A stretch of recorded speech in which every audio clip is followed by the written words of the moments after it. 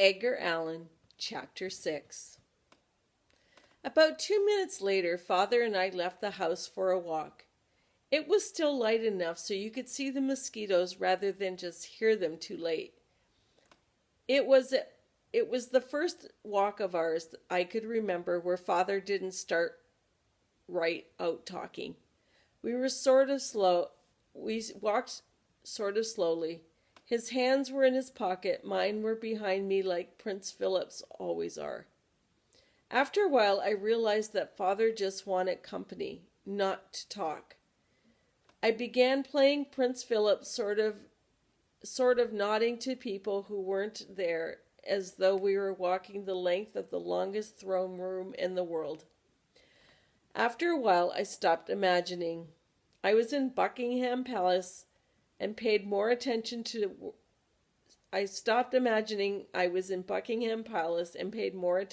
where I really was. Our town is a funny sort of place. Where we live, the houses are enormous. There are lots of Spanish-type houses with red-tiled roofs and doorways that open onto little courts planted with cactus and ice plants and ivy.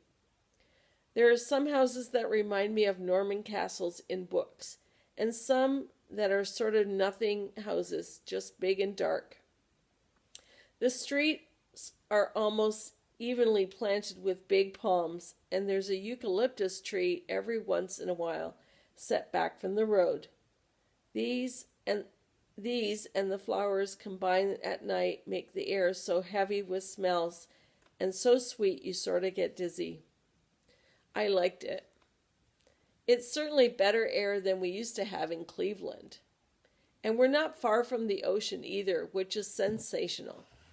Father says I'm still too young to begin surfing, but whenever that day finally comes, I think I'll probably leave home forever and just surf my way around the world. One of the nice things about where we live is that our house isn't right next to the door to the church. It was that way in Cleveland, and it used to depress me sometimes. That was before I discovered English history, though, and before I learned how to organize life, sort of. It wouldn't bother me so much now. Still, it was bleak waking up each morning and going to bed each night with the steeple staring you in the face. One good thing about Father, though, is that he never quotes the Bible, or almost never. He saves this for his sermons, or for Sunday school, or maybe once in a while for his classes at school or church runs. Actually, it seems to me that Father does pretty much what other fathers does, except, of course, on Sundays. I mean, he gets up each day, leaves the house just like anyone else, and doesn't come back until late afternoon. He visits people who belong to the church or teaches history at our school, where he's also the principal, or sometimes works on committees around town that are always doing something good. And although most kids don't have to sit still and awake and even listen to their fathers talk about good and evil and what to do and what not to do every Sunday morning at 11 a.m. sharp, it really doesn't do any harm. I don't go to church school, and neither does MN, actually. Actually, the church school isn't just for the kids of the people who belong to our church. It's for anyone who can get in, I guess, and who can pay tuition, but it's sponsored by the church. Really, it's just small sort of private school, and since MN and I had gone to the public school in Cleveland, Mother decided we should keep at it. Sally Ann and Stephen would go to the church school, and when they were old enough, she said, but she thought we could learn more of the world. I guess if we were part of a larger part of it rather than a small exclusive part. I'm glad because you can have more fun in a regular school than in a private school. Still, when I do something that displeases Father, He likes to scare me by threatening to send me away to a military academy, which is private school times 2, so it would be twice as bad. He would never, of course, send me away. Because, really, though we get tangled up, sometimes trying to say what we mean, we do sort of communicate pretty well. And we find there are a lot of things that we like together, from peanut butter and sweet pickle sandwiches to tennis to swimming to English history and a lot of stuff in between. Anyway, I started to say a while back, our town is sort of funny place because it's not really very real, if you know what I mean. Most towns have tall buildings and rivers and baseball teams.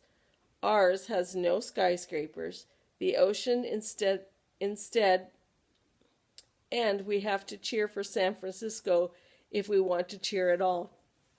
Also, most towns have sort of all sorts of people. Our town doesn't. I mean, they don't live here. There's no rule about it. I guess they just don't. We do have some people who come to our town to work, though.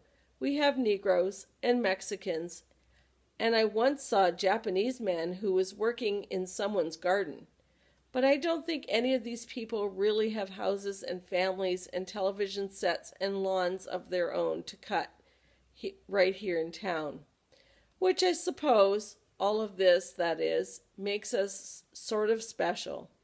Some people would say better instead, but I'm not exactly sure it is.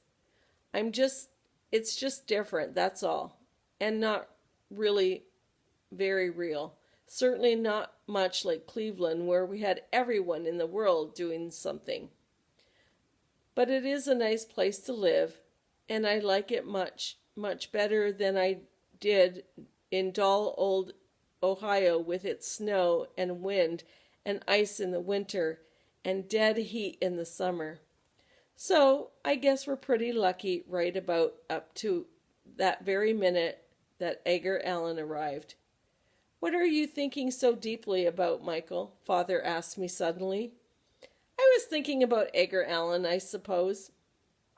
"What about him?" "Why didn't you tell M.N. and me about him? I mean, that we were really going to get a Negro. I thought you always wanted us to know everything." "Well," Father said, "when we mentioned it, your mother and I weren't really certain we would get him. We had asked for a Negro child, but we couldn't be sure."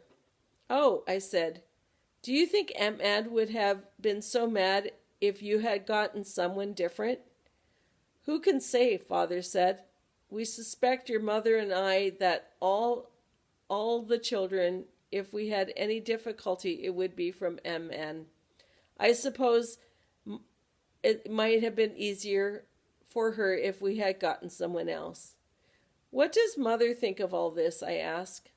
"About what, M.N. or about E.A.?" "Well," I said, "she's stuck with M.N. What does she think about Edgar Allan?" "She's delighted with him. I'm sure she is." "But how can you be sure of anything like this?" "Well, I just have that feeling, Michael. Just the feeling I have about adopting Edgar Allan in the first place. Our family is big enough, and so is our town to do this. And if they aren't, then they ought to be." "Is Mother as certain of this as you are?" I asked again. "Oh, Michael," Father laughed. You know your mother. She's a warrior from way back." "What do you mean?" "I love her more than I can say, but sometimes I think she thinks too much, Michael. She wants to think and consider everything first. I want to act act now." "Oh," I said. I couldn't think much more to say. Actually, the more I thought about it, the more I guessed it was like my mother. I was my mother. I mean, if you can see things coming, you might as well be prepared for them rather than just let them take you unaware. Still, We were always pretty lucky, so I decided not to say anything more, at least right then, till Father. The thing is, that night, for the first time, I got a feeling in my stomach of something about to happen that I wouldn't like very much. I couldn't have told you what it was exactly, but I felt sort of jumpy, and as we turned back toward home, I half expected to see Mary Nell sneaking out of the house with Edgar Allan in a burlap sack, slipping him into the bushes and making a dash to the ocean, sort of like drowning kittens.